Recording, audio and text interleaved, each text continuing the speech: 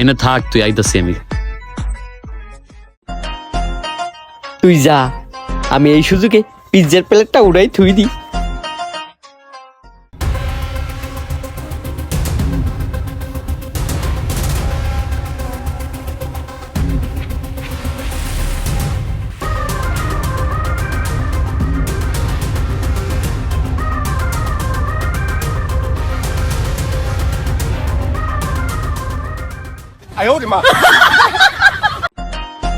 এই ভাই, আপনার রেস্টুরেন্টে আর আসবো না। একটা পিৎজা সামোসার জন্য 2 ঘন্টা যাবত বসেছিলাম।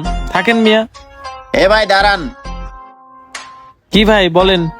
শোনেন ভাই, আমার আরেকটা অনুরোধ রাখেন, আমাকে 1 মিনিট সময় দেন, আমি আপনার পিৎজার সমস্যাটা দিতেছি। আচ্ছা ঠিক আছে, আমি কিন্তু 1 মিনিটের বেশি আর 1 সেকেন্ডও দেরি করতে পারবো না। যান, তাড়াতাড়ি দিতে বলেন। কি ব্যাপার, নাইফটা কই গেল? নাইফটা খুঁজে পাইতেছি না। ওই বেটা, তুই এনে কি করতাছস?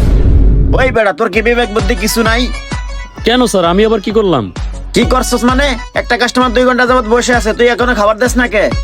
স্যার, পিৎজার প্লেটটা কিভাবে যেন টেবিলের সাথে আটকায় গেছে, ওইটা উঠাইতে পারতেছি না, দেখেই দেরি হইতেছে স্যার।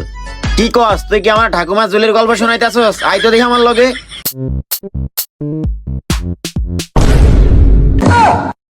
কি ব্যাপার, পিৎজার প্লেট তো এনে লাগানোই ছিল, এটা কেন উঠলো? ওই বেটা, পিৎজার প্লেট এনে লাগানো থাকলে আমি উড়াইলাম কেমনে? তোর মতো ওইটারের জন্য কাস্টমারকে আমার অনুরোধ করতে হয়।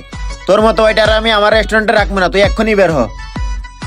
ঠিক বলছেন স্যার, আপনি খালি একবার অনুমতি দেন, দেখেন ওর পাশায় কেমনে লাথি মেরে বার করি।